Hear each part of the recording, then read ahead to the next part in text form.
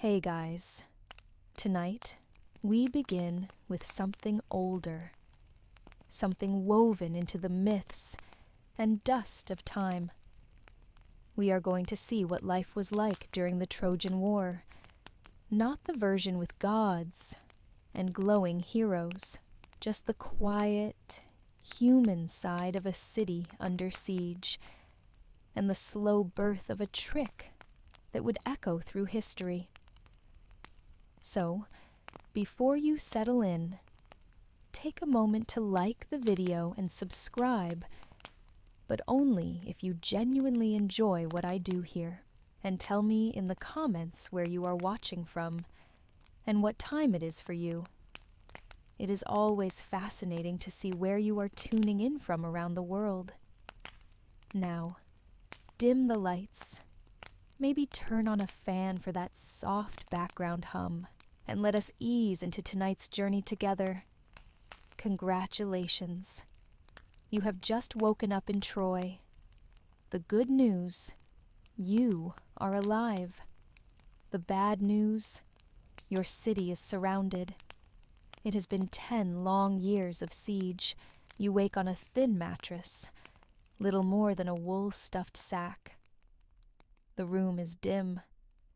A narrow shaft of morning light sneaks through a gap in the shutters. The air smells of oil lamps, dust, and sweat. The streets outside are quieter than they used to be. Supplies are low. Spirits are lower. Your home is stone and timber, sturdy enough, but you still jump at the distant sound of Greek horns. Across the fields, beyond the high walls, the enemy camps are scattered. Fires burn day and night. Sometimes they send taunts, sometimes arrows, sometimes worse. As you stretch, your bones ache. You are only in your 20s, but your body carries the weight of siege years. Water is rationed. Bread is rough and dark. Meat is rare. The gardens have long been stripped. Some say disease stirs in the lower quarters. Others say the gods are angry. The truth is simpler. The city is tired. Life goes on in strange routines. The market square is nearly empty. A few stalls remain, selling whatever can be found or bartered. Pottery, thin cloth, wilted herbs. Money means little now. A loaf of bread matters more than gold. You pass a group of boys with wooden swords. They used to play soldiers. Now they watch the walls, eyes wide. In the upper city, nobles still hold court. The palace remains proud, its walls decorated with faded tapestries. Queen Hecuba moves among her people, offering what comfort she can. Priam, the king, speaks of hope, but his voice grows thin. He has lost sons to this war. More may follow. Priests burn incense at the temples. They chant prayers to Apollo and Poseidon, to Athena and Zeus. The smoke coils upward, thin and uncertain. No one knows if the gods are listening. Some whisper that Athena has turned her gaze away. Others cling to old stories. Outside the walls, the Greeks wait. Their ships still line the shore, pulled up on the sand. Black sails flutter in the breeze. Warriors come and go, sharpening spears, repairing armor. At night, fires dot the plain like angry stars. And always, the sound of the sea, restless and cold. The Greek leaders meet in their great tent. Agamemnon, proud and bitter. Menelaus, hungry for revenge. Odysseus, clever and watchful. And Achilles, fierce but absent. His quarrel with Agamemnon has shaken the camp. Without him, the Greek assault has slowed, but no one believes the siege will end so easily. Inside Troy, the people endure. Potters still shape clay, weavers still tend their looms. Children still play, though their laughter is softer now. Weddings are rare, funerals common. The walls hold for now, tall and strong. But everyone knows they will not hold forever. Each day brings new omens, a falcon over the temple, a strange dream, a star that will not fade. The priests argue over meanings. The people look to the skies and wonder. And then comes news that stirs the city. A new plan is whispered among the Greeks. No more assaults, no more burning towers. Instead, a gift, a great wooden horse, massive, gleaming, unlike anything seen before. The Greeks say it is an offering to Athena. They say they will leave it and sail away. The city stirs with cautious hope. Could it be true? Could the long war finally be over? Some rejoice. Others are wary. One man, Laocoon, warns against the gift. Beware of Greeks bearing gifts, he says. His words are sharp, but the people are tired. They want to believe, and so the horse waits outside the gates, silent and still. Inside, something more dangerous than any army. But for now, the city watches. The decision lies ahead. The horse stands silent outside the gates, tall as a building, its flanks curve with polished wood. The craftsman who built it worked fast, but well. The surface gleams with oil and strange symbols. Wheels sit beneath its feet. Ropes coil around its body. It looks like a gift. It feels like a trap. Inside the city, debate grows. The gates remain closed, but the voices inside are loud. Some urge caution. Others, desperate for peace, argue for bringing the horse in. The seers consult the omens. They speak in riddles. The people listen and hope. On the walls, guards peer at the empty camp beyond. The Greek ships are gone, or so it seems. The beach is bare. Smoke still curls from a few fires, but no warriors move. Could it be a trick? Or have the gods at last answered the prayers of Troy? In the palace, King Priam gathers his council. The old king looks weary. His eyes are shadowed. Too many years of war have worn him thin. Hecuba sits beside him, silent. The princes argue. Paris speaks of vengeance, but others speak of wisdom.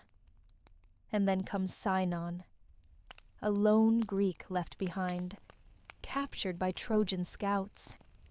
He is dragged before the king. His story is strange. The Greeks, he says, have grown weary of the war.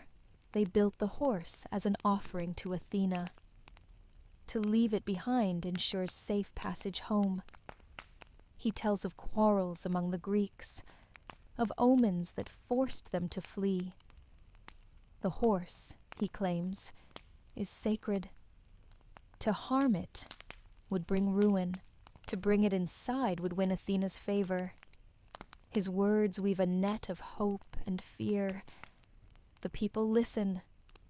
Laocoon, priest of Poseidon, does not. He warns again. The horse is a trick, he says. It must not enter the city. To prove his words, he hurls a spear into its side. The wood shudders. For a moment, silence falls. And then, a sign. 2 great serpents rise from the sea. They strike Laocoon and his sons, dragging them to their deaths. The people cry out. The omen is clear to them. Laocoon is silenced. His warning fades. The council sways. The gates creak open. Slowly, carefully, the horse is drawn inside. Ropes strain. Wheels groan. The people gather, watching. Some cheer. Some pray. Some whisper of danger. But the horse enters the city. The gates close once more. Night falls. The streets grow quiet. Torches flicker along the walls. Families gather in their homes. The guards take their posts. The horse stands in the heart of Troy, dark and silent. Inside the horse, warriors wait. Odysseus among them, grim and patient. Men hold their breath, cramped in the dark. They wait for the signal, for the right moment to strike. Each heartbeat feels loud in the silence. Outside, the city sleeps. The fires burn low. The guards grow weary. On the plain beyond, the Greek ships return. Silent as shadows, they slip through the dark. Anchors drop. Warriors gather. The trap is set. In Troy, all is still. The priests give thanks. The people dream of peace. But beneath the calm, fate moves unseen. The horse holds its secret. The night holds its breath. And high above, the stars watch without mercy. Midnight nears. The city sleeps deeper now. The horse stands alone in the square. Its wooden body gleams faintly in the starlight. No voices echo through the streets. No footsteps sound along the walls. Only the soft rustle of the night air. Inside the horse, breath is held. The warriors wait in cramped silence. Odysseus listens, every sense alert. The walls of the horse press close. Sweat beads on foreheads. Muscles ache from stillness. But none move. None speak. They know the time will come. Far beyond the walls, the Greek ships glide through the dark. Torches are covered. Oars dip soundlessly into the sea. The warriors aboard are tense. They know this is the final hour. Success or ruin waits ahead. The shore draws closer. Along the beach, figures gather. Agamemnon stands with his captains. Menelaus grips his sword. They watch the city, its towers dark against the stars. Quiet orders pass from man to man. They will wait for the signal. The plan must unfold as promised. In Troy, the guards grow drowsy. Some lean against stone. Others huddle for warmth. Wine has flowed this night. The mood in the city was light at sunset. Songs were sung. Prayers were offered. Now, heads nod in the darkness. The long watch weakens. The people of Troy sleep. In their homes, dreams flicker. Some dream of peace, of ships gone and fields restored. Others dream of old battles and lost kin. No one dreams of what waits above them in the wooden beast. And then, the signal comes. A faint flame flickers atop a distant tower. Odysseus sees it through a narrow crack. He moves at last. Soft words pass through the cramped space. The time is now. Carefully, silently, the warriors shift. A hidden hatch opens with a groan barely louder than a breath. One by one, Figures drop from the horse. They land softly on stone. Blades are drawn. Shadows move through shadows. The gates of Troy stand tall and locked. But near them, allies wait. Sinon, the Greek left behind, moves swiftly. The guards at the gates lie in drunken slumber. Knives flash in the dark. The keys are taken. Outside, the Greek host watches. The flame signal has been seen. Agamemnon raises his arm. The ships land. Warriors spill onto the sand, silent and swift. They rush to the gates.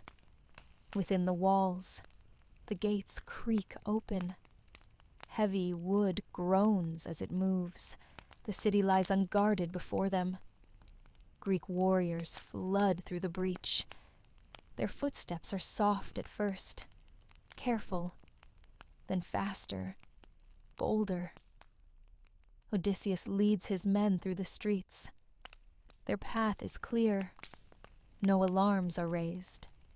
The people sleep on, but soon the silence will shatter. The sword will speak. The city will wake to fire and blood. For now, though, the night holds one last moment of calm. The Greeks move unseen. Above, the stars still watch, cold and distant. In the quiet heart of Troy, a flicker of light moves. Greek warriors creep through the streets, blades drawn, eyes sharp. Their breath clouds in the cool night air. They move with purpose, decisive, silent.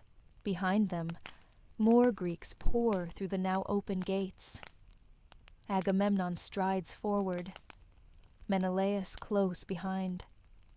The commanders of this long, bitter war now walk within the walls they have besieged for 10 years. The city lies before them, still sleeping, not for long. The first targets are the guards. Silent strikes. A blade across a throat. A figure crumples. Another. The watchtowers are taken one by one. No alarms. No horns. Only the steady, grim work of trained hands. Then the fires begin, small at first. A torch tossed through a window.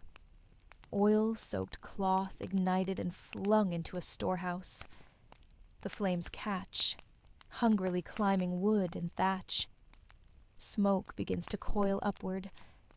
Now the screams start.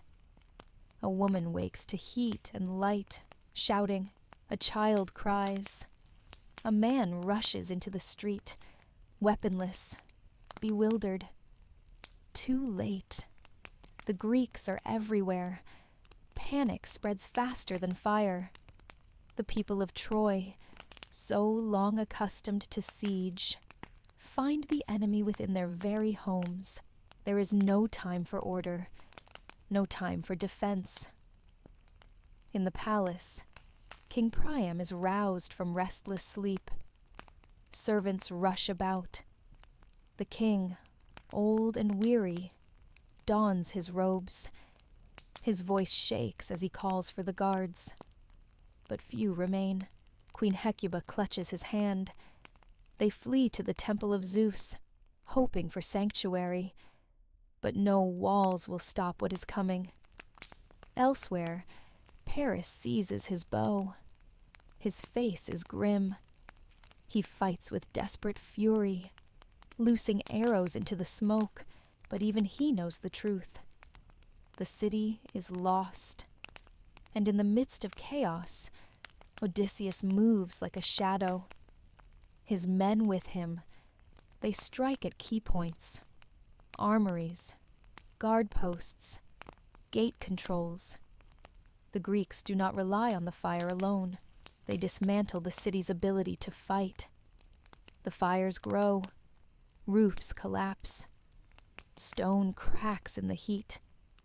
The sky glows red. In the streets, resistance gathers. Veterans, young men, even women with knives in shaking hands. But courage cannot stand against surprise and numbers. The Greeks push forward. The slaughter spreads. Inside the temple, Priam kneels before the altar. His hands tremble on the cold stone.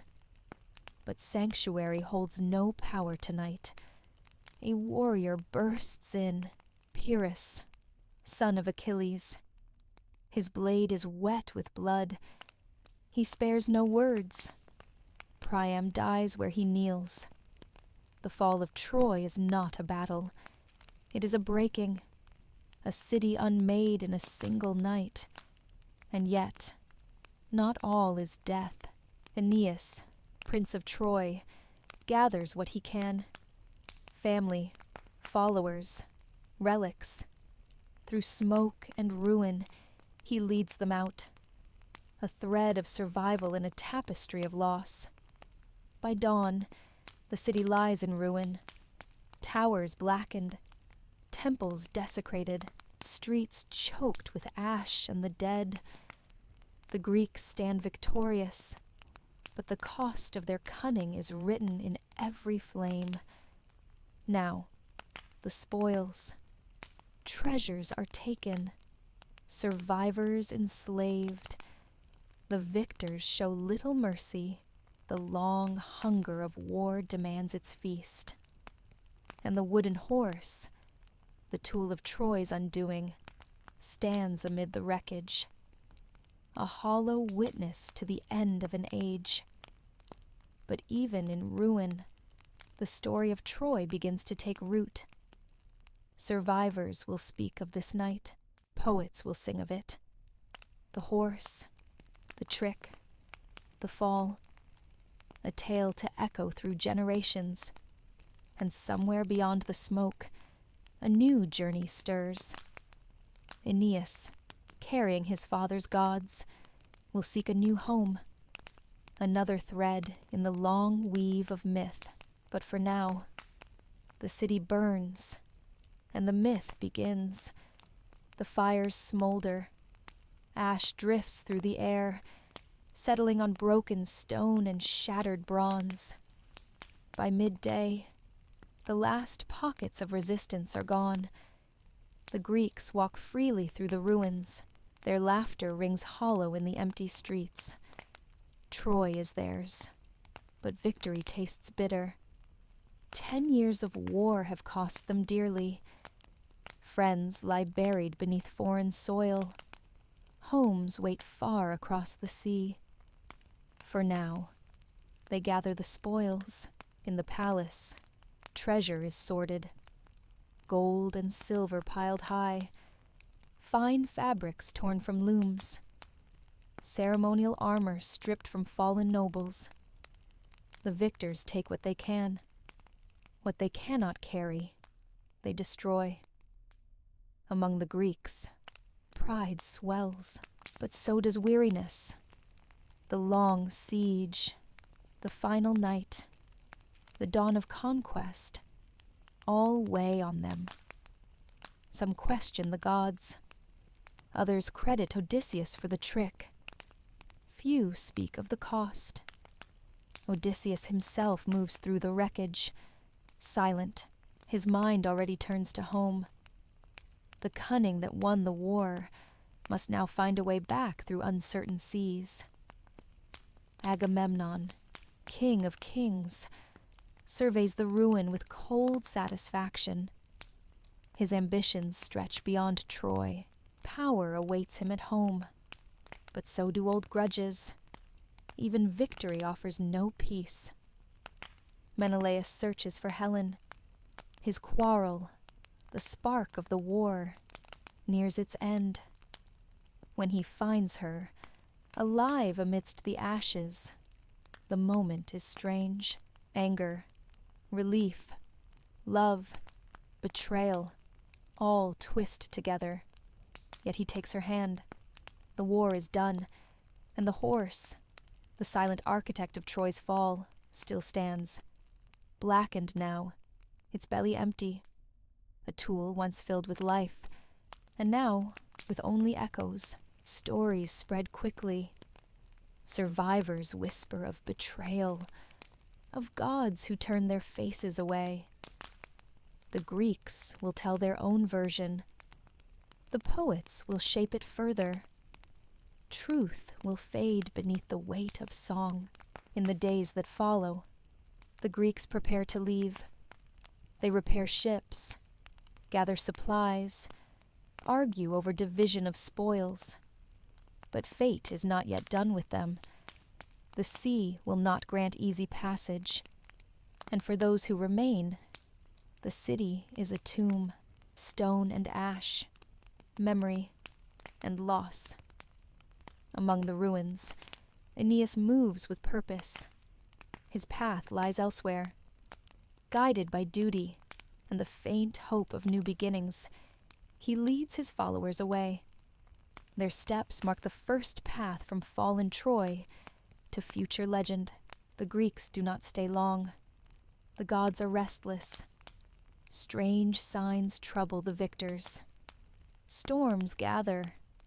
Sacrifices are offered, but unease lingers. One by one, the ships slip from the shore. Some are cursed already. Others will face trials still to come. Not all who sailed to Troy will see their homeland again. Odysseus boards his ship with a heart heavy with foreboding. His journey will stretch long beyond the war, twisted by fate and the will of the gods. Agamemnon sails homeward, unaware that danger waits not upon the sea, but within his own halls. Menelaus and Helen depart, their future uncertain. The wounds of war are deep, and not all can be healed. And behind them, Troy smokes, a shadow against the bright horizon, a warning, a lesson, a tale to be told and retold. In time, the ruins will fade beneath earth and ivy. New lives will rise from old stones. Yet the story will remain. The horse, the trick, the fall of a mighty city. Poets will sing of it. Painters will capture its image. Scholars will argue over its truth. But the core will endure. A tale of cunning, pride, fate, and the fragility of all human endeavors. And so, the horse stands in memory, if not in stone, a symbol of triumph and tragedy alike, a reminder that even the greatest walls can fall, not by force, but by wit. In the quiet that follows, a truth settles like dust. Troy has fallen, but the story has only begun. The sea stretches wide before the departing fleet. The sails catch the wind, and the ships of the Greeks move slowly away from the blackened shores of Troy. Behind them, the ruins stand quiet. Smoke curls into the sky. Ash drifts down like a second snowfall. For the victors, the journey home begins. But the gods, so often silent, are not yet done. The war may be over, but fate still stirs the waters. Odysseus, weary and watchful, stands at the prow of his ship. His thoughts turn to Ithaca, to wife and son, to home long left behind. But deep within, he knows the sea will not grant him easy passage. The gods love no man more than they love their own whims. Elsewhere, Agamemnon plots his return to Mycenae. Rich with spoils, he dreams of power renewed. But at home, betrayal waits. His queen, Clytemnestra, has long nursed her own grievances. For him, the journey may end in shadow. Menelaus sails with Helen. Their reunion is uneasy. The past cannot be unmade. The years of war lie between them, thick and heavy.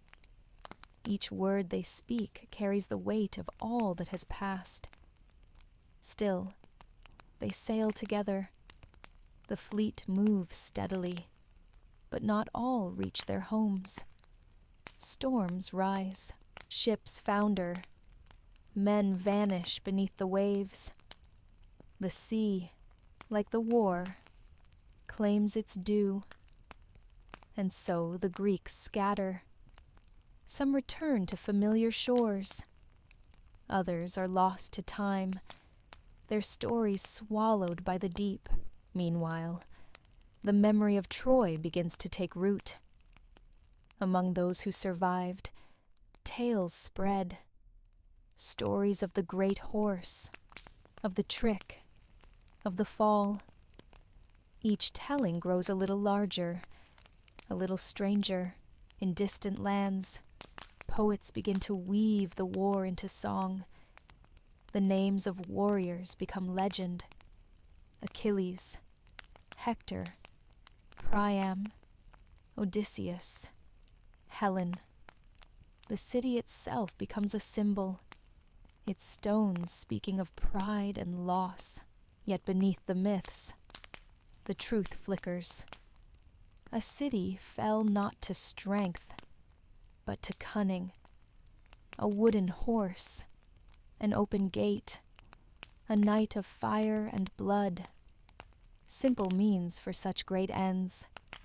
And as the years pass, the tale grows.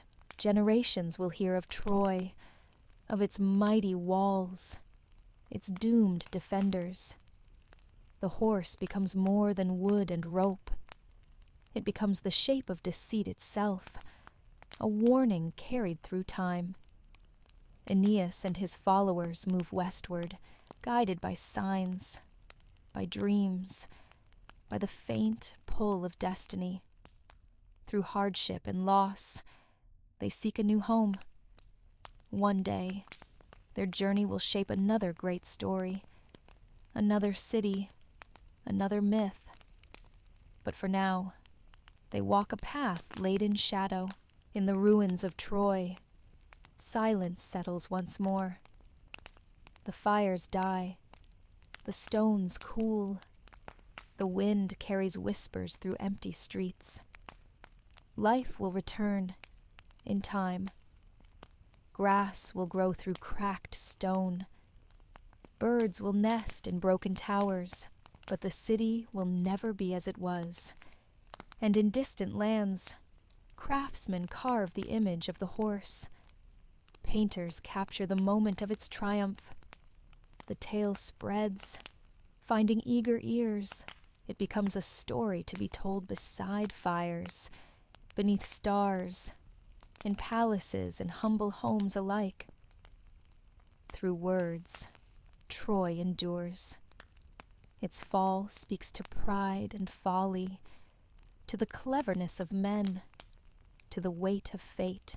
The horse, the trick, the fire, these remain long after stone and ash are gone. And so, the myth begins its own journey, one no storm can halt, one no sea can drown.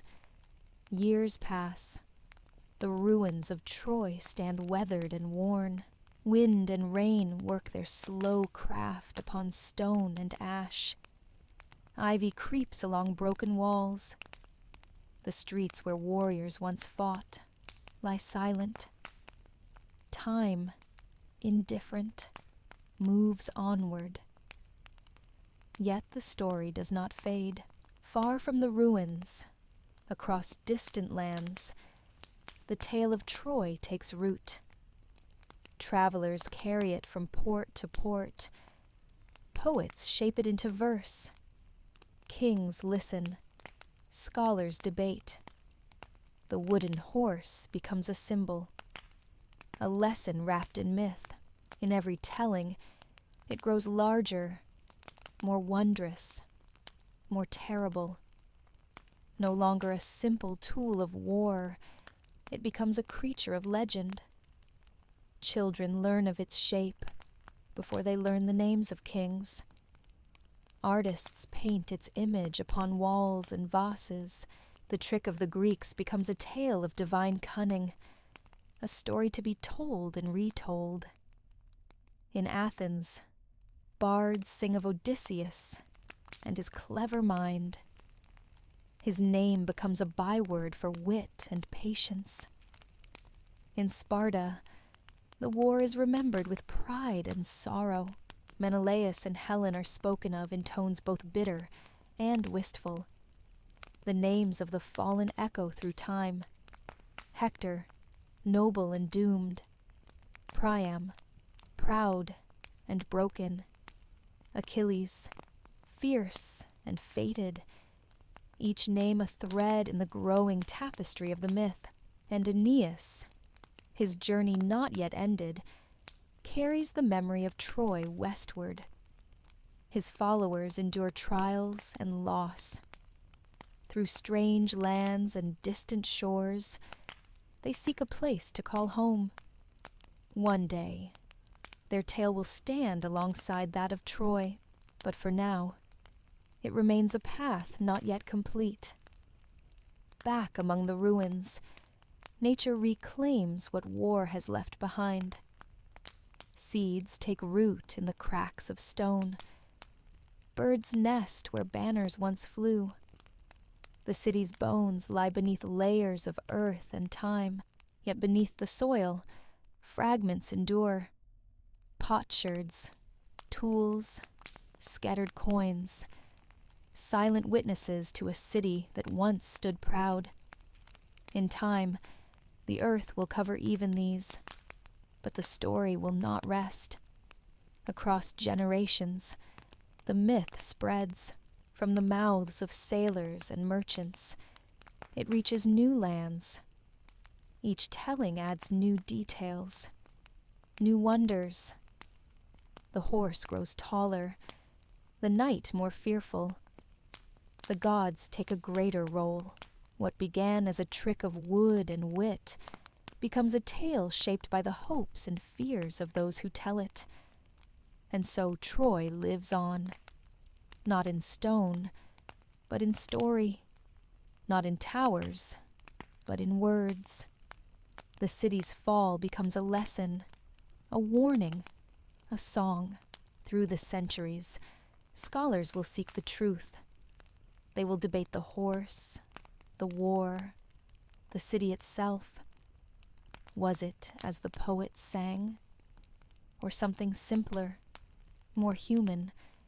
No single answer will suffice, for the story is no longer bound by fact. It has become part of the greater myth of the world, and somewhere, beneath layers of earth, the stones of Troy remain, quiet, waiting, a reminder that beneath every story lies a place, a time, a truth, half remembered, half imagined. As the world moves on, the myth will endure. In every new telling it will find new life, a tale of pride and cunning, of war and fate, the story of Troy and the wooden horse that brought its end. Centuries pass, the memory of Troy shifts and settles. What was once a city of stone becomes a city of song. The poets of Greece, eager for tales of glory and fate, give the story new shape. Homer's words carry the story far beyond its origin. In his epics, the war spans years of heroism and heartbreak. The wooden horse plays its part, a clever trick that brings down a mighty city. The Iliad speaks of battles and pride, of honor and loss.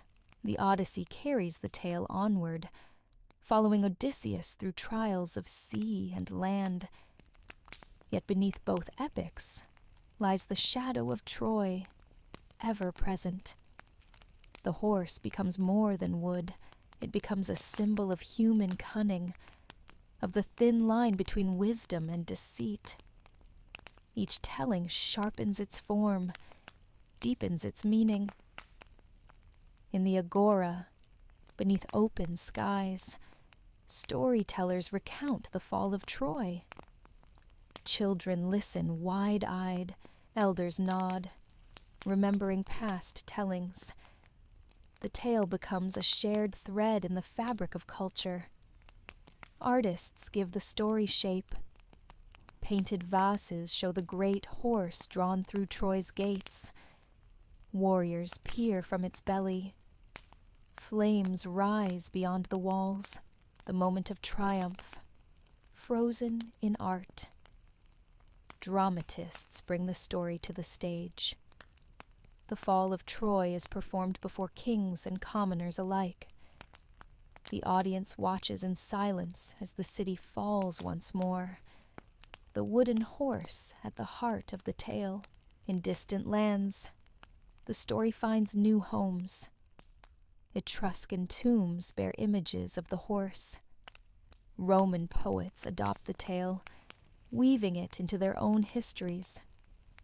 Virgil's Aeneid carries Aeneas forward, tying the fate of Troy to the founding of Rome. Thus the story grows. No longer the tale of a single city, it becomes a cornerstone of Western myth. A lesson in hubris, in fate, in the power of words and wits. And beneath it all, the horse stands tall, silent, enduring, a simple thing of wood, now burdened with centuries of meaning. In later ages, scholars seek the truth beneath the tale.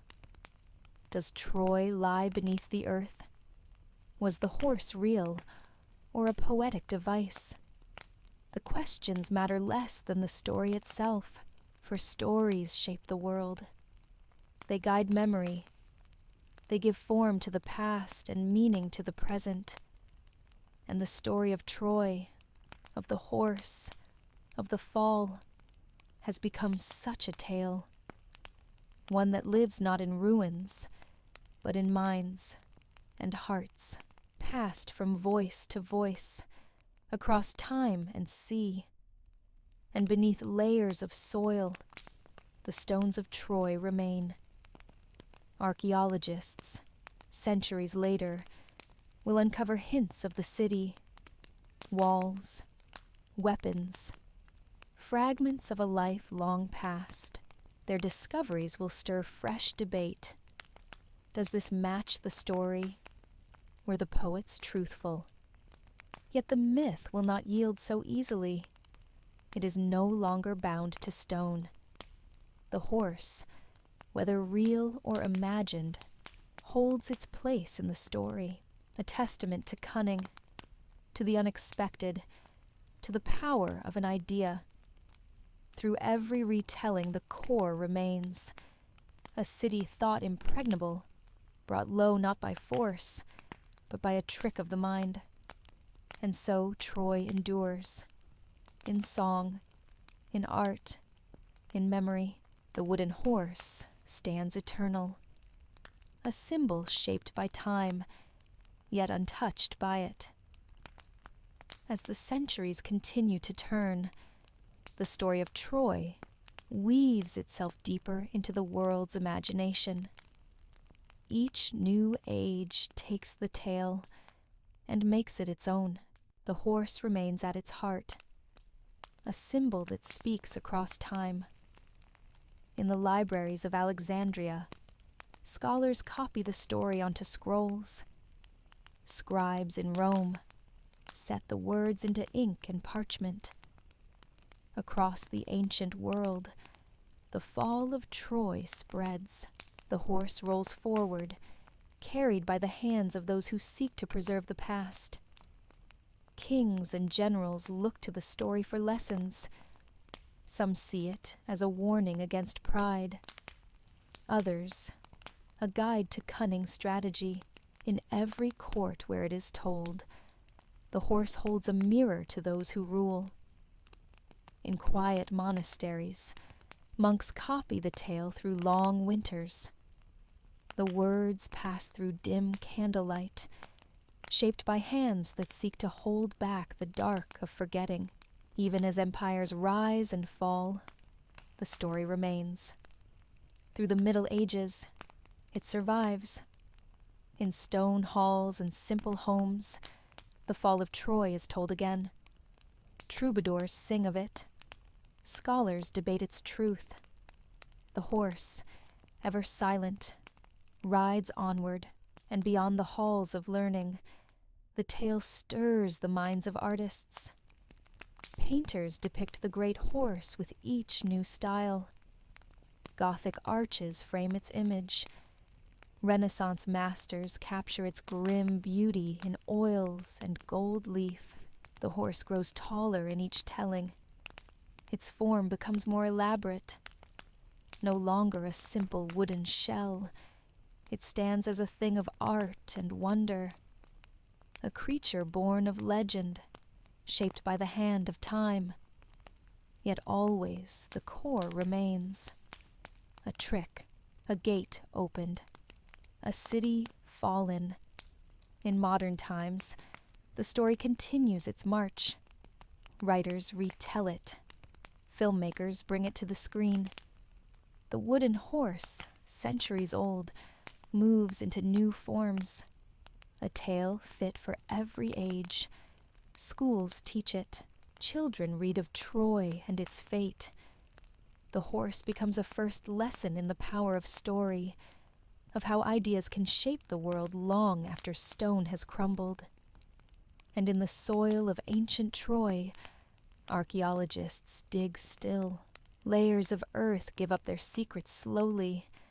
Walls emerge, burned beams, scattered bones, evidence of a city once proud, once fallen. Was there a horse? The answer remains elusive.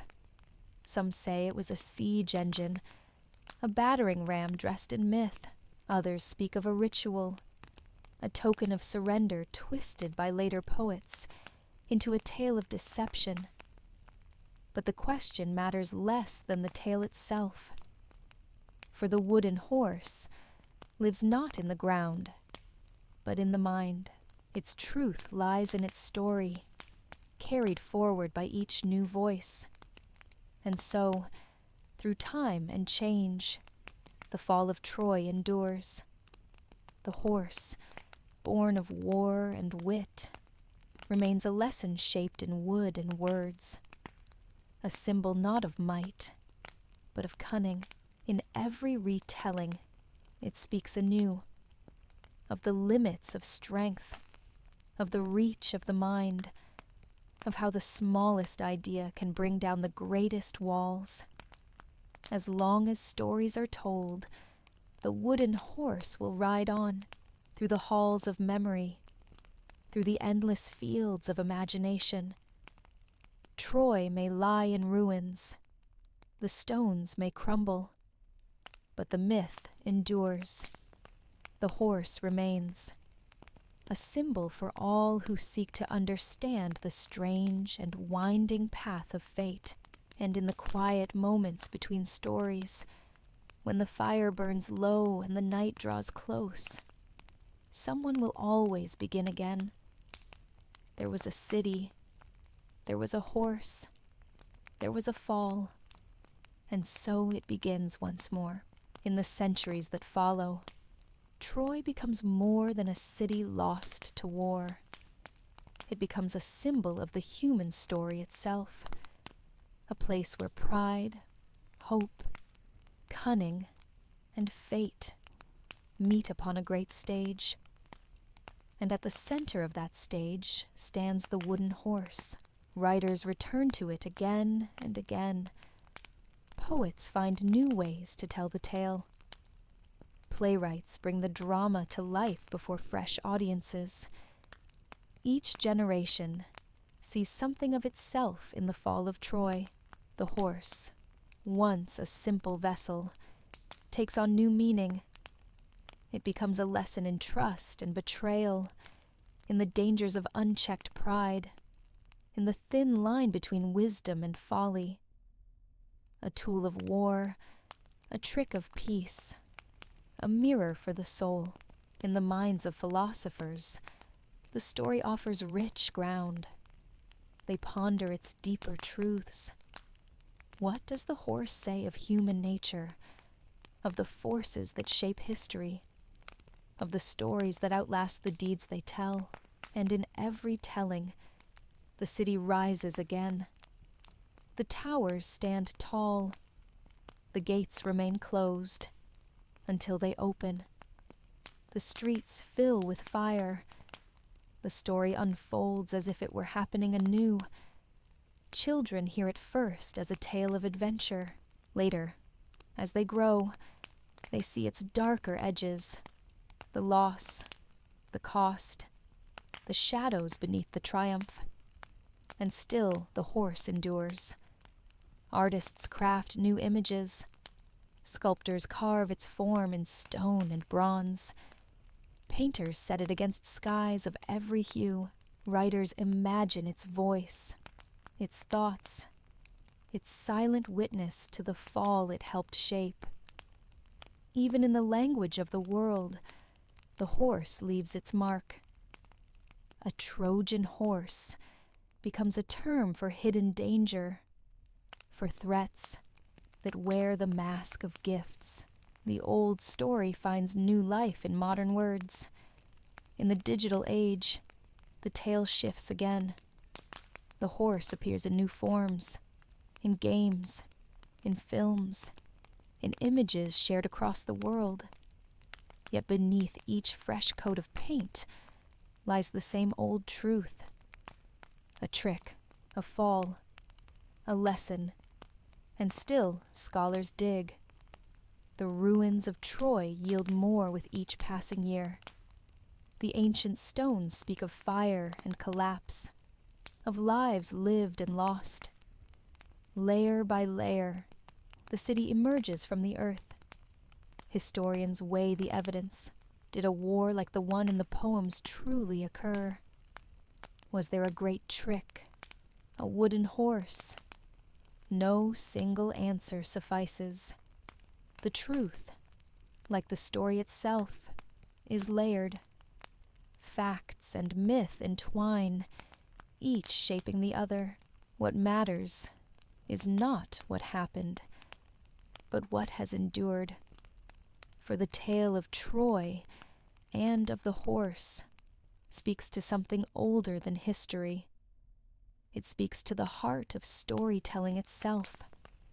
A city that stood proud and fell. A trick that changed the course of war. A story that carries forward long after the last stone has fallen. And so, the horse rides on. Through scroll and book, through voice and screen, through the endless imagination of those who hear its tale. Troy may have burned, the walls may be dust, but the story stands, and in every new telling, the horse waits at the gates once more. The ropes pull tight, the wheels turn, the city watches, unaware, and the story begins again. As centuries turn to millennia, the ruins of Troy lie buried deep beneath layers of earth. Grass covers what was once stone. Trees grow where warriors once marched. The winds of the plain whisper over a land that has seen too much and remembers even more. Yet beneath the soil, the city waits, not for resurrection, but for rediscovery, for the hands of those who will seek to know what once was. In time, the age of exploration arrives. Curiosity stirs anew. Scholars speak of Homer's Troy, of Ilium, of a city thought lost to legend. The question grows louder. Was there truly a Troy, or only a poet's dream? In the 19th century, a man named Heinrich Schliemann arrives upon the plains of Hissarlik. driven by passion, by stubborn belief. He seeks the lost city beneath the earth. His work is rough, by modern standards. His methods, more treasure hunting than careful science. Yet beneath his spade, stone emerges. Walls, gates, the bones of a city long thought myth. Layers upon layers appear, a history older and more complex than any had imagined. Cities built upon cities, Troy upon Troy. Among the finds, burned beams, fallen towers, signs of fire and ruin, not proof of the wooden horse, but echoes of a great fall. Enough to keep the story alive, enough to stir the imagination anew. In the years that follow, archaeologists refine the work. Careful hands map the ancient streets. Scholars debate what each layer means. Which Troy, if any, is the Troy of legend? The answers remain complex. The truth of history and the truth of story rarely match in simple lines. Yet the myth has left its mark, and the earth beneath Hisarlik whispers of a time when walls rose high and heroes walked. Even now, work continues. New tools reveal new insights. Fragments of life emerge. Pottery, weapons, the bones of the fallen. Each piece a thread in the vast tapestry of Troy's long story. And through it all, the wooden horse remains a question. No beam, no wheel, no iron nail has yet confirmed its form. Perhaps it was never there in the shape we imagine. Perhaps it was a siege engine, a ship, a symbol misunderstood. Or perhaps it is as the poets sang, a great trick, wrought of wood and wit. The truth may never be known, but the story, shaped by countless voices, remains stronger than stone. And so Troy stands once more, not in towers, but in words, not in walls, but in the minds of those who hear its tale. The horse waits at the gates, the ropes pull tight, the wheels turn once again. In classrooms, in books, in quiet moments beneath starry skies, the story is told. Each voice adds its own hue, its own weight.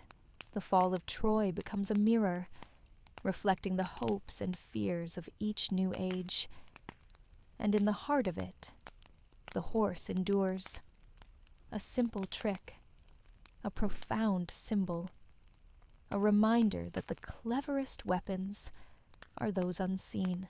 As long as words are spoken, as long as stories are shared, the horse will roll forward, through time, through thought, through the endless halls of human memory. Troy may have burned, its towers may lie in dust, but its story rides on, and the horse stands ready.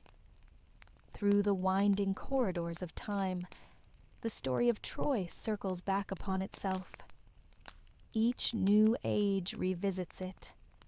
Each new voice reshapes it. Yet the wooden horse remains at its heart, unshaken by the passing of years. In the world of modern scholarship, debate continues. Some seek to strip away the layers of myth.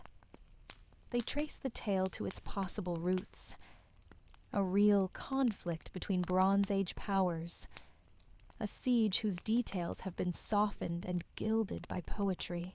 Others embrace the myth for what it has become, a timeless story that speaks to universal themes. Pride, cunning, the limits of strength, the unexpected turns of fate, and still others walk the middle path, seeking in the ruins of Troy both history and legend.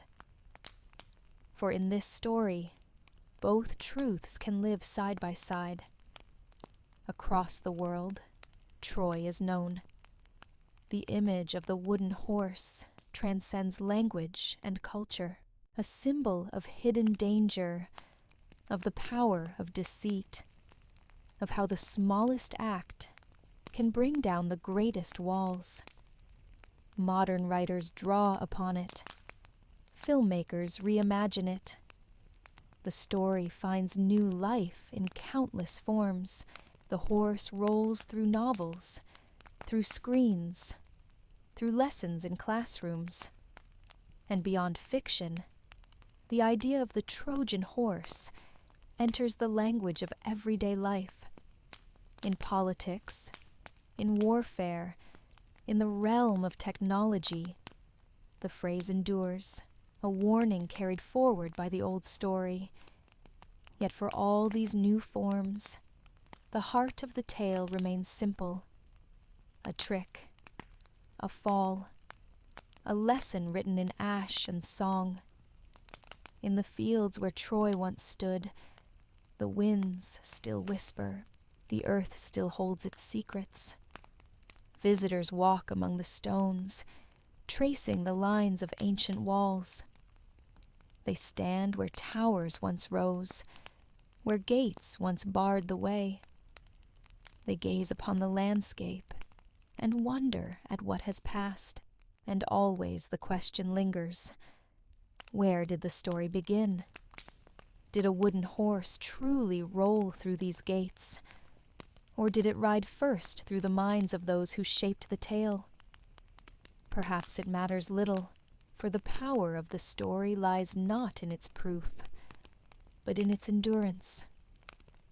The wooden horse, whether real or imagined, stands as a testament to the might of the human mind, a creation of necessity, of desperation, of brilliance born in the shadow of defeat.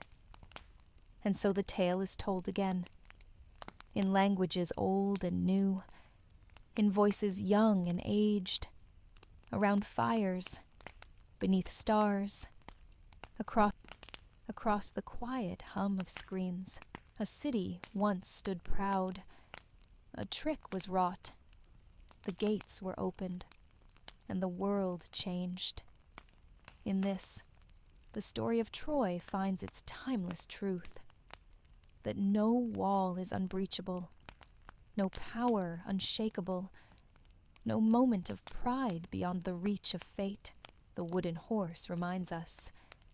It rolls not just through the gates of a fallen city, but through the endless chambers of the human heart. And each time the tale is told, the horse waits anew, ready, silent, bearing within it all the weight of story, and beyond the reach of ruin or decay, it endures. The ruins of Troy rest beneath a modern sky. Tourists walk paths where warriors once stood. Guides tell the story once more. The great horse, the fall of a city, the trick that changed history. Yet each telling is slightly different. New voices bring new tones. Some speak with wonder, others with sorrow. Some see the tale as a warning, others as an example of brilliant strategy. And so the story continues to shift, as all great stories do.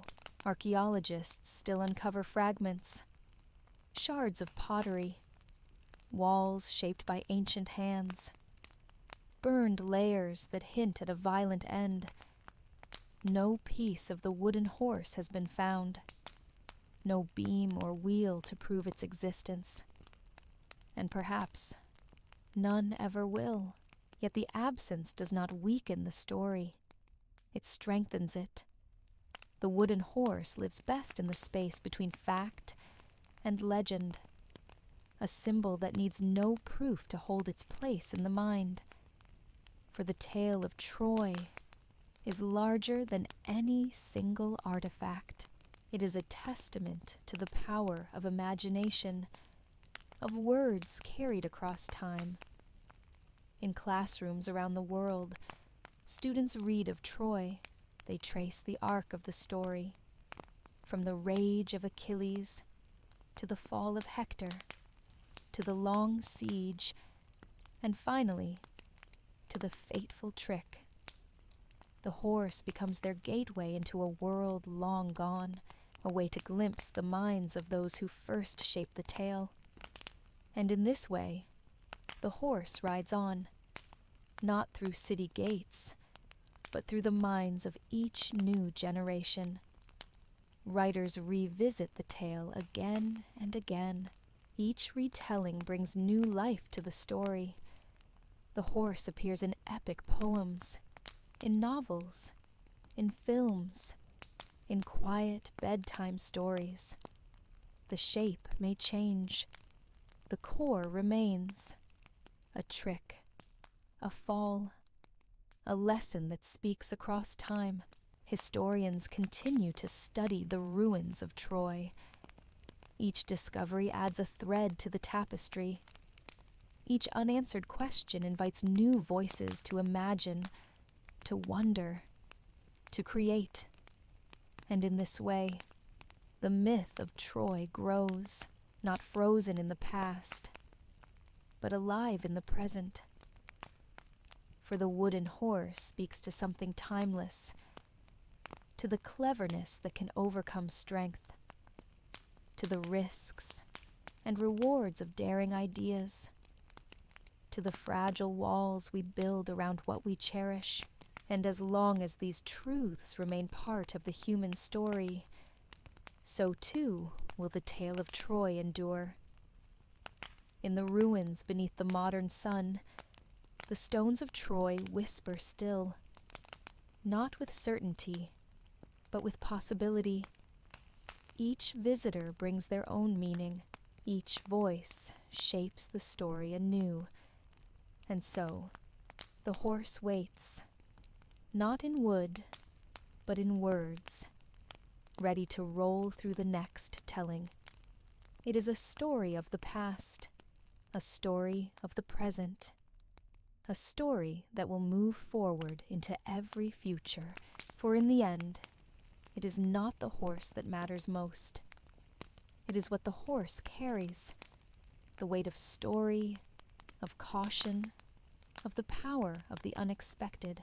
And as long as stories are told, as long as the winds of imagination blow across the world, the wooden horse will roll on, waiting at the gate. In the quiet corners of libraries, ancient copies of the tale still rest. Fragile scrolls and worn books hold the words that have carried the story of Troy through the ages. Scholars study the old lines. They compare versions.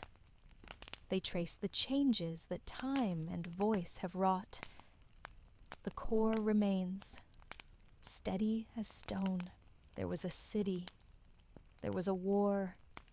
There was a horse. And the walls came down. In modern culture, the image of the wooden horse appears everywhere, not just in retellings of the Trojan War, but in new forms, in art, in literature, in digital spaces. The old story adapts with ease. It appears in lessons about security, about trust, in warnings about gifts that carry hidden dangers.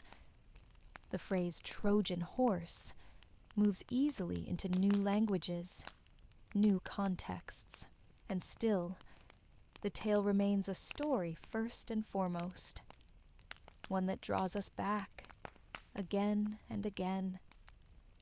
Children hear of it and wonder, how could such a simple thing undo a mighty city? Students study it, tracing its meaning through centuries. Writers return to it, finding fresh inspiration. For the wooden horse speaks to something universal, the power of ideas, the thin line between caution and trust, the ever-present risk that lies behind every choice. In the museums of the world, artifacts of Troy are displayed. Visitors walk past them, reading plaques, gazing at ancient pottery and fragments of once proud walls, and always the wooden horse is present, in images, in text, in the minds of those who come seeking the old story. No other single moment in the tale of Troy has captured the imagination so completely. The rage of Achilles, the fall of Hector, the sorrow of Priam, all remain. But it is the horse that rides forward through time, carrying the story on its broad back. Perhaps it is because the horse speaks to every age, in war, in peace, in the quiet moments of reflection. It offers a lesson, one as sharp today as in the days of bronze and iron. And so the story is told again. A city, a siege, a gift, a fall. It is told in classrooms, in homes, on screens. It is whispered through the vast networks of modern life. It is painted in new colors, shaped by new hands. Yet each telling circles back to the same truth.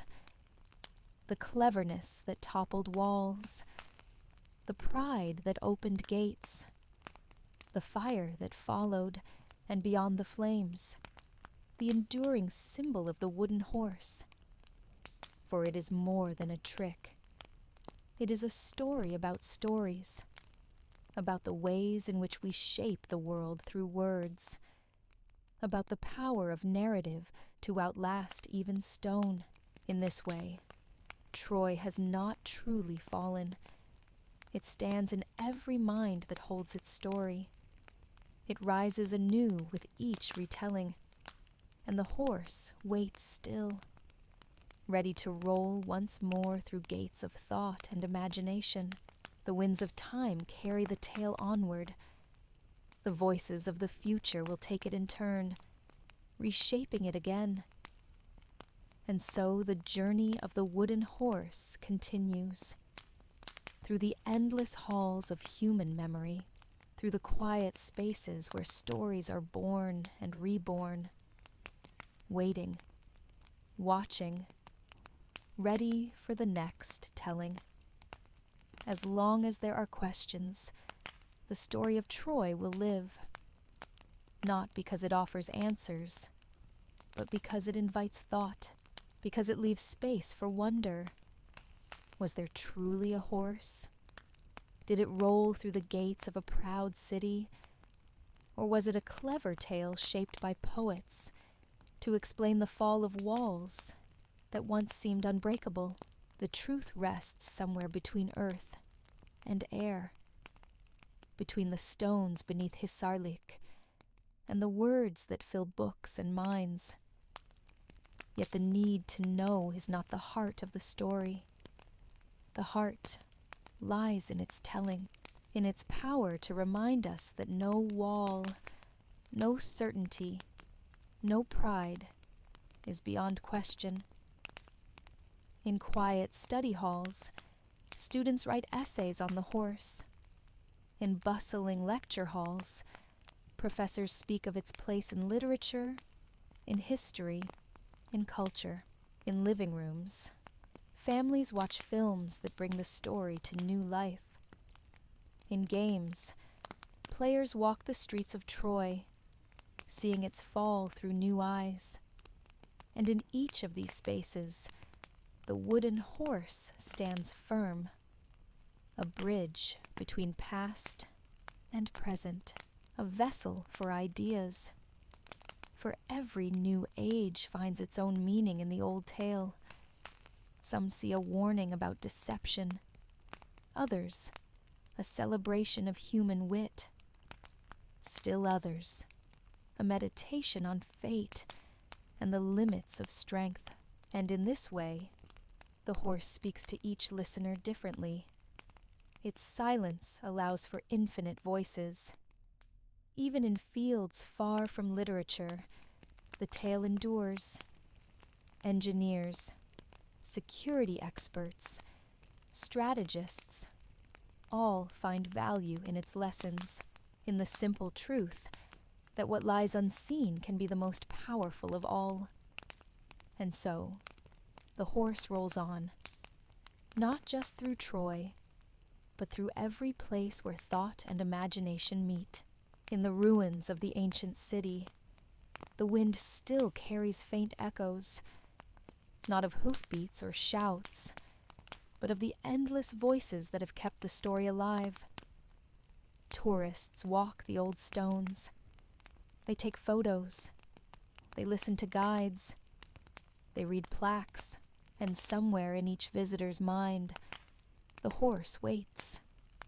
Perhaps it was not there in wood, but it is there now in thought, in story.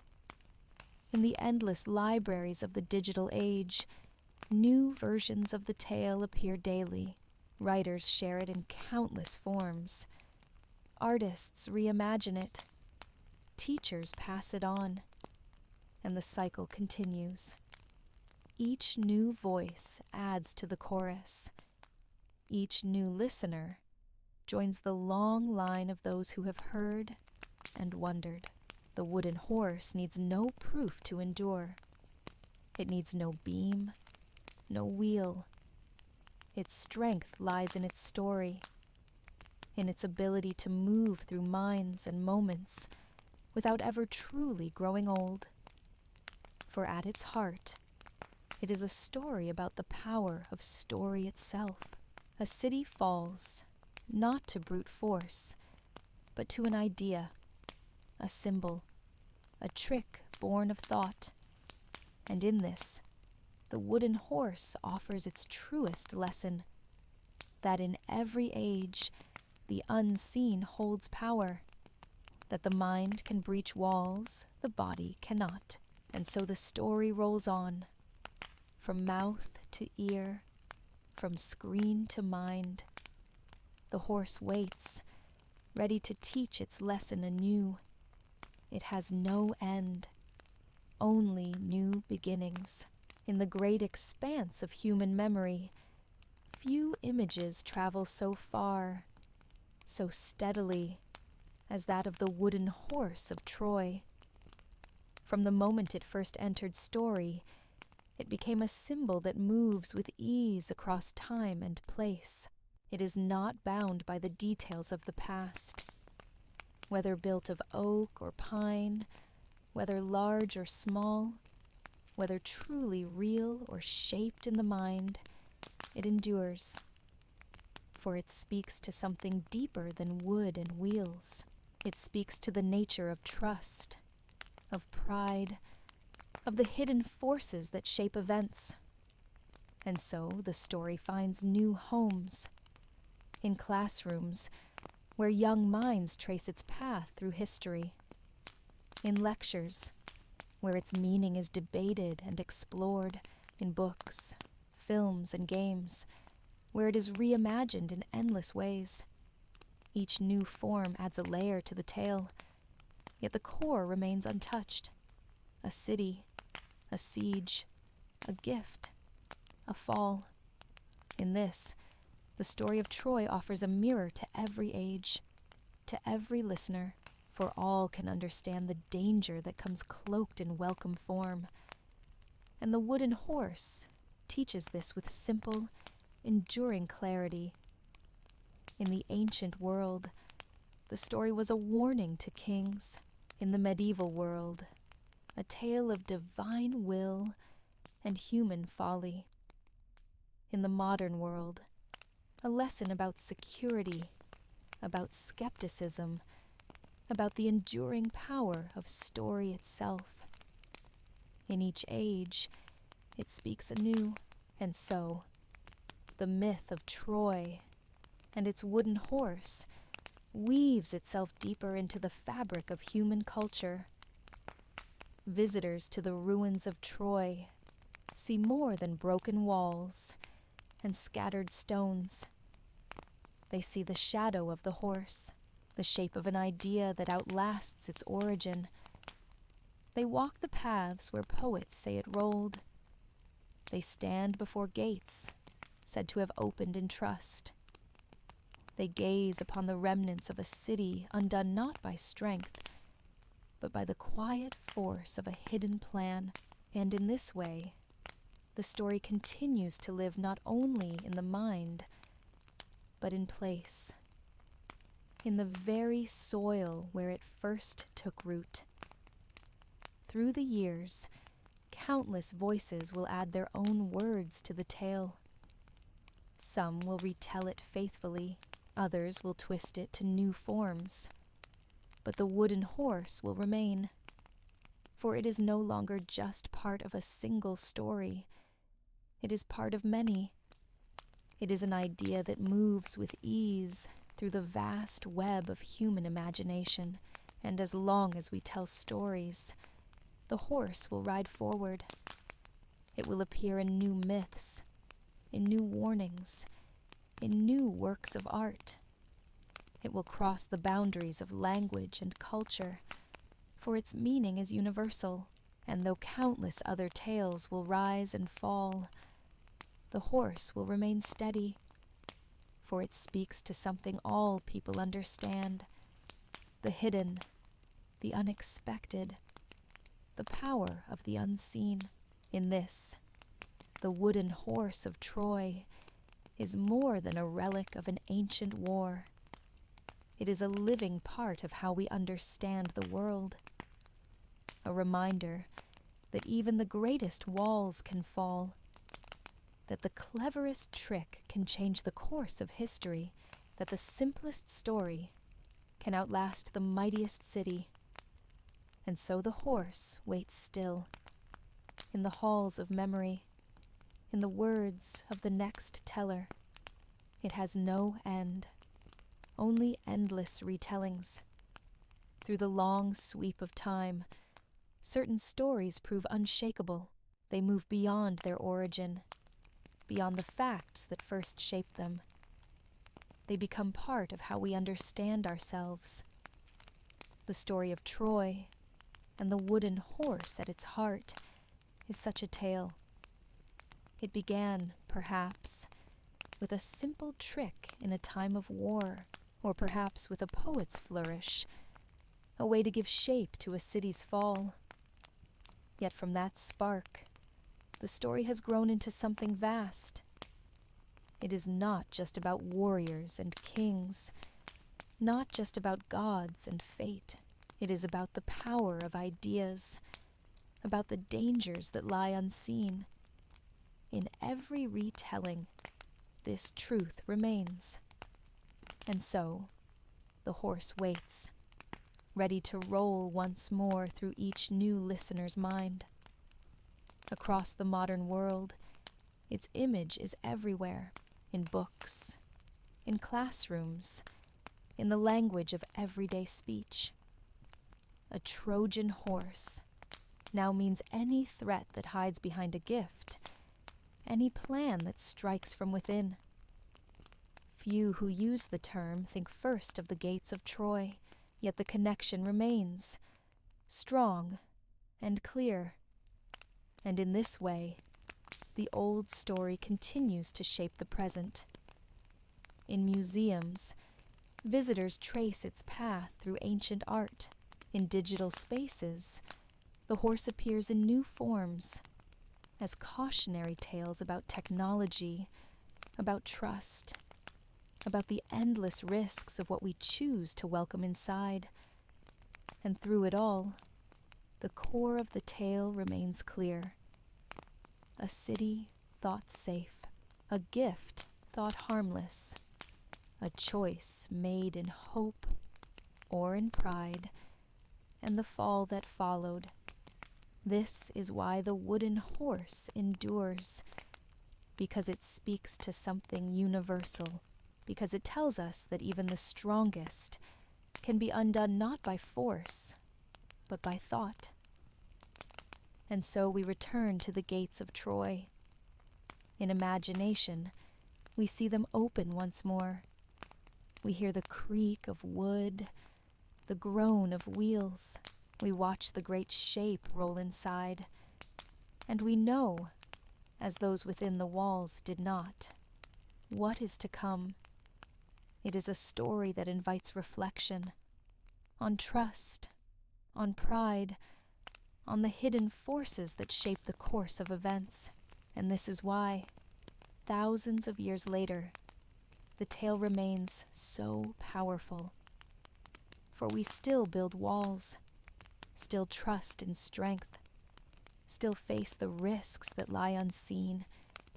And in every such moment, the wooden horse waits to remind us. It waits in stories told to children, in lessons taught to students, in the silent understanding shared by those who have heard the tale before. For this is the power of myth, to speak across time, to shape thought long after the stones of the city have crumbled. And so, the story rolls on. The horse remains, ready for the next telling.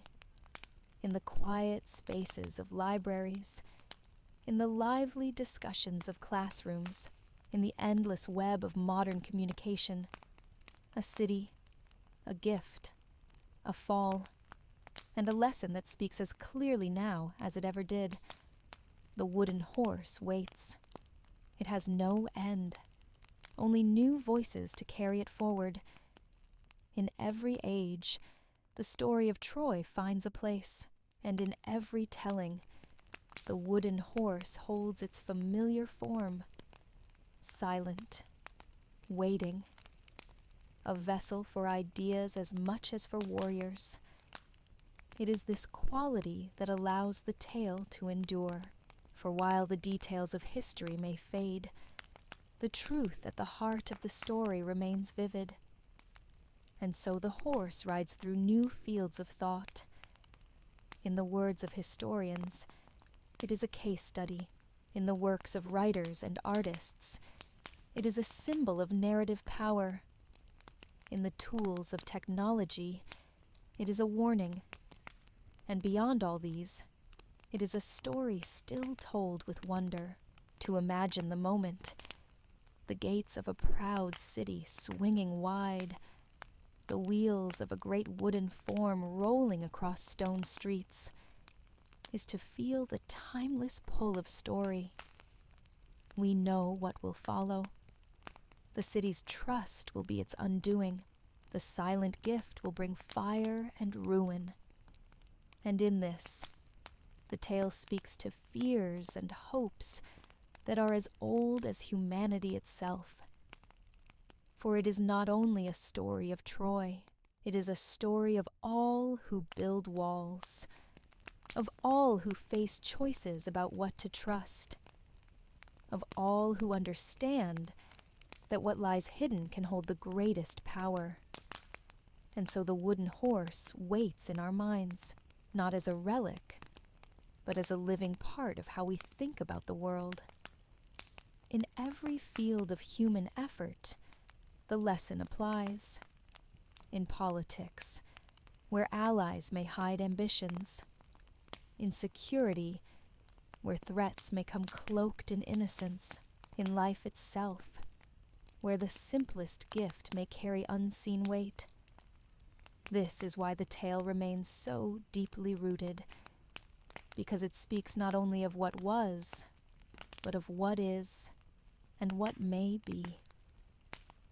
In the ruins of Troy, the stones speak softly now. The once great walls lie broken, their strength undone long ago. Yet the idea that breached them moves on, unbound by place or time.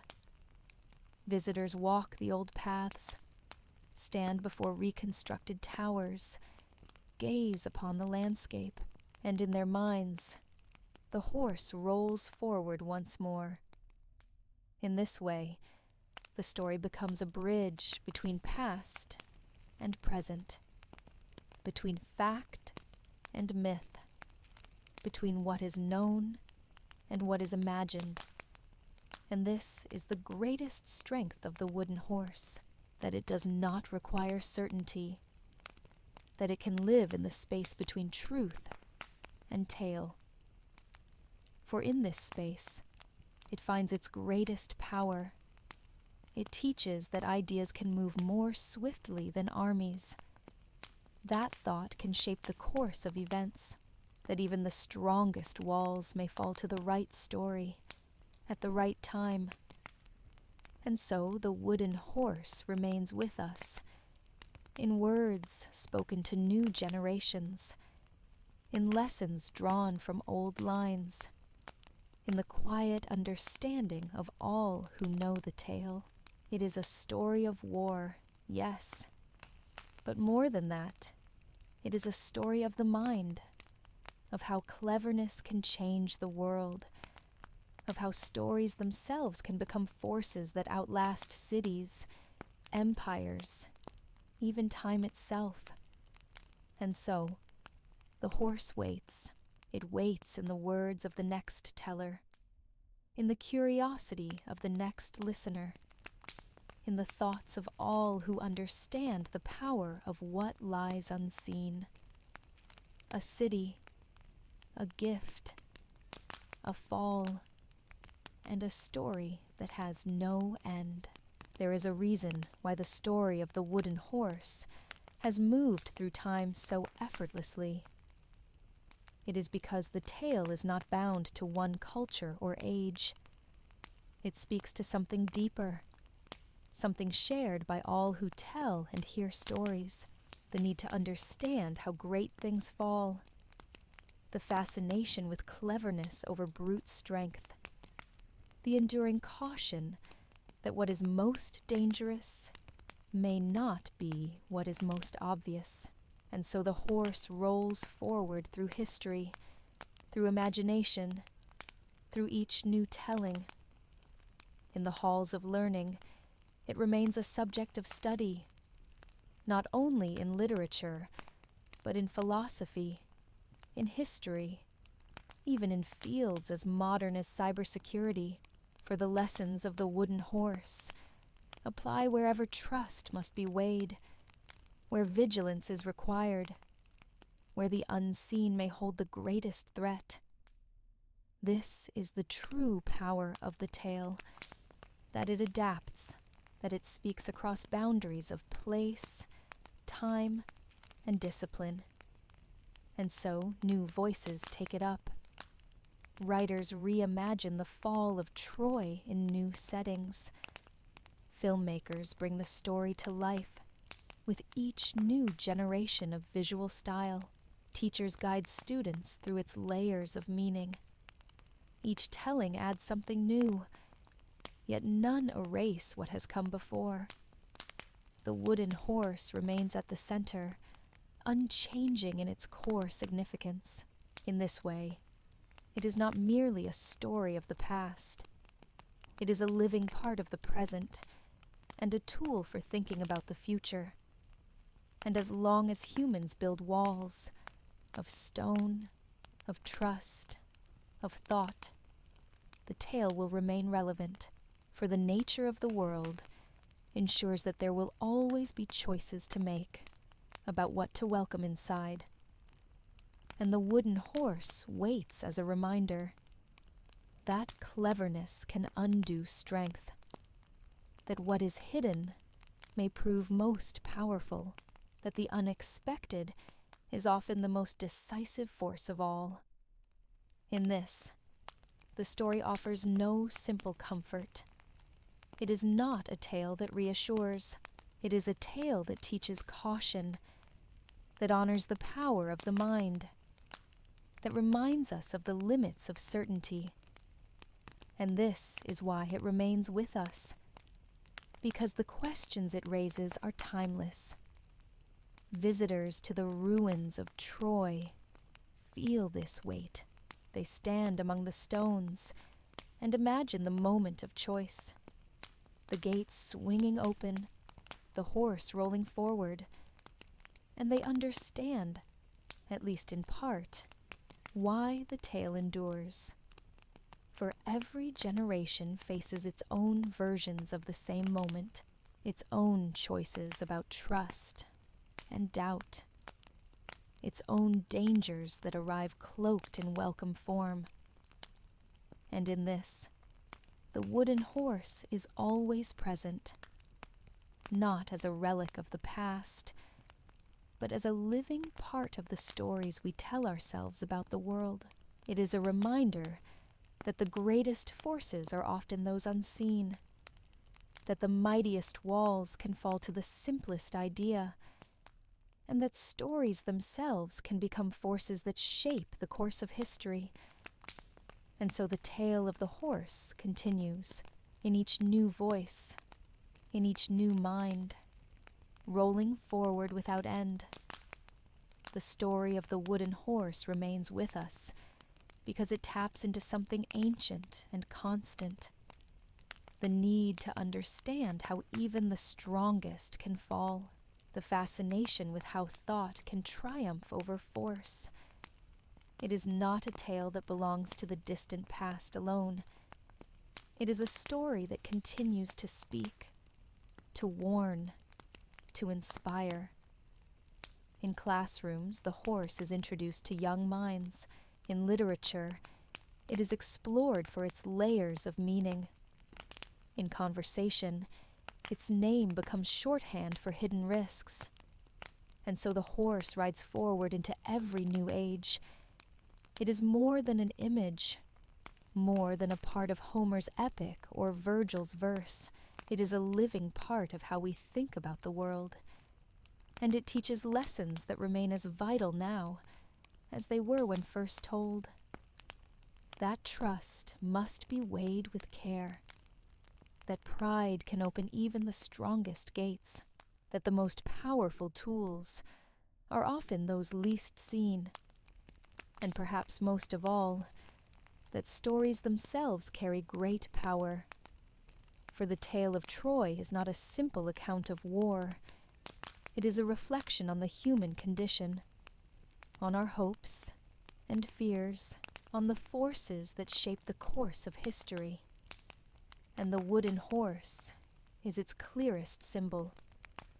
Visitors to the ruins of Troy feel this as they walk among the stones. They trace the outline of ancient walls. They stand where the gates once stood, and in their minds, the horse rolls forward once more. They imagine the moment of choice, the trust given, the pride that allowed the gates to open. And they understand, perhaps better than any artifact could teach, why the story endures, for it is not bound to Troy alone. It is a story about all places where trust is tested, where cleverness is valued, where the unexpected holds sway. And so, the wooden horse remains with us, not just in art and literature, but in the very ways we think about the world. In times of uncertainty, the tale offers a warning. In times of pride, a reminder. In times of challenge, an example of how thought can reshape the course of events. This is why the story rolls on, because it offers not just a glimpse of the past, but a lens through which to view the present and the future. And so each new generation hears the tale. Each new mind finds meaning within it.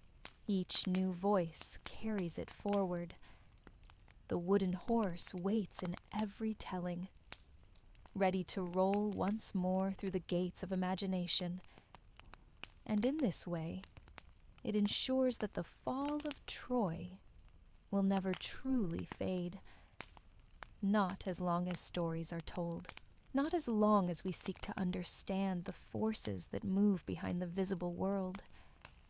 Not as long as we remember that even the greatest walls can fall to a single idea, well-timed and well-told. And so, the horse rolls forward, through the halls of history, through the endless fields of thought, waiting, watching, ready for the next telling. The wooden horse of Troy continues to move through the world, not because it is bound to a single moment in history, but because it reflects patterns that repeat again and again. Trust misplaced, pride unguarded, the unseen force that shifts the course of events. These are not lessons confined to the ancient world. They are part of every human story. And so the horse remains present in the stories we tell today. In books, the image appears in new forms. In films, it rolls once more across new screens. In digital spaces, it serves as both symbol and warning. The core truth of the tale is endlessly adaptable. And this is why the story endures, because it speaks to every age. In the ruins of Troy, visitors feel this timeless pull. They walk the ancient paths, gaze upon the stones. They imagine the moment when the gates opened, when trust overcame caution, and they see in that moment a reflection of countless choices made through time. For this is the nature of the story, to speak not just of a single fall, but of the fragile nature of certainty itself. The wooden horse teaches that no wall is beyond question, no defense beyond breach, no moment of pride without its risks. And so, the tale rolls forward. It finds new life in the arts. In theater, it appears as a moment of great drama. In music, as a theme of cunning and fate. In visual art, as a striking image that invites thought. And beyond the arts, it finds a place in the language of everyday life.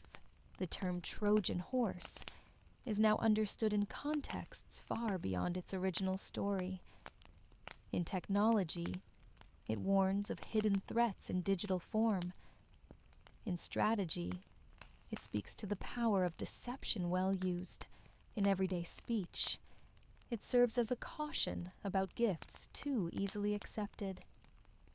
This breadth of meaning is what allows the wooden horse to remain so alive, because it is no longer only a symbol of a single war. It is a symbol of how the mind can shape the world, of how stories can carry lessons that last far beyond their first telling. And this is why we return to the tale again and again. Each new generation finds its own meaning within the old lines. Each new voice adds a new layer to the story.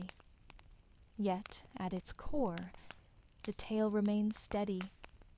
A city, a siege, a gift, a fall, and a lesson about the power of thought, the limits of strength, and the enduring reach of story itself. In this, the wooden horse offers something rare, a story that belongs equally to the past, the present, and the future. Because as long as humans tell stories, the tale of Troy will find new ears. And as long as trust must be weighed, the image of the wooden horse will remain a guide and a warning. It waits now, as always, for the next voice to carry it forward, for the next listener to find within it something true.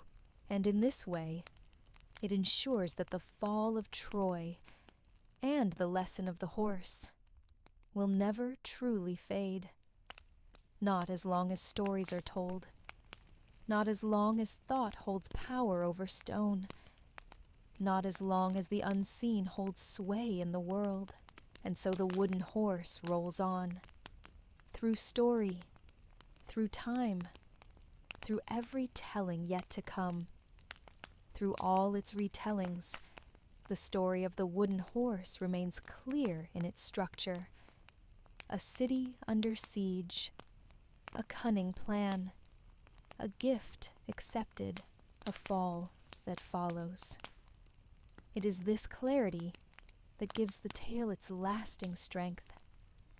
And within that structure lies a space for endless reflection. Each listener brings their own meaning to the story. Each teller shapes it in new ways, yet always the horse waits at the center, silent, familiar, powerful. For in its simple form, it holds 1,000 lessons about trust and doubt, about wisdom and folly, about the power of what lies unseen. And as long as those questions matter, so too will the story of the horse. In modern life, the tale has found countless new expressions. It is used in teaching about cybersecurity, a way to explain how unseen threats can bypass even the strongest defenses. It is used in business, a reminder that risk often comes from within, not from without. It is used in storytelling itself, an example of how the unexpected twist can shape a narrative. And beyond these uses, it remains a tale told simply for its own sake. A story that engages the imagination, that invites listeners to walk the streets of Troy, to hear the wheels upon the stones, to feel the moment when trust became downfall. And in that moment, the horse becomes more than a part of myth. It becomes a living presence in thought, for every listener who hears the tale carries a little of it forward. And so, across generations, the wooden horse moves without end. Each new era adds its own layer to the story. Ancient poets sang of it. Medieval scribes copied it. Renaissance artists painted it. Modern scholars debate it. And in the future, the tale will continue to evolve. New technologies may change how it is told. New voices may reshape its form. Yet the core will remain. A city, a gift, a fall, and the enduring truth that cleverness can change the course of history. In the ruins of Troy, the stones still hold their silent witness. They do not speak of certainty. They do not settle the old debates, but they remind us that behind every ruin lies a story, and that some stories outlast even the stones. The wooden horse is such a story, and it speaks not only of the past, but of the present, of how we think about trust, about risk, about the power of ideas. And this is why it endures, because in every life there are gates that open, choices that must be weighed, risks that may lie unseen, and the wooden horse waits within those choices, a quiet reminder that what we welcome inside may shape all that follows. And so, with each new telling, the horse rolls forward once more. It does not need to change. It does not need to grow. It is enough that it moves through story, through thought, through time. It is often said that the best stories are those that invite the listener to step inside them, to see the world through new eyes, to walk, if only for a moment, in another place, another time. The story of the wooden horse does this with ease. In imagination, we walk the streets of Troy. We hear the sounds of the siege. We see the strange gift outside the gates.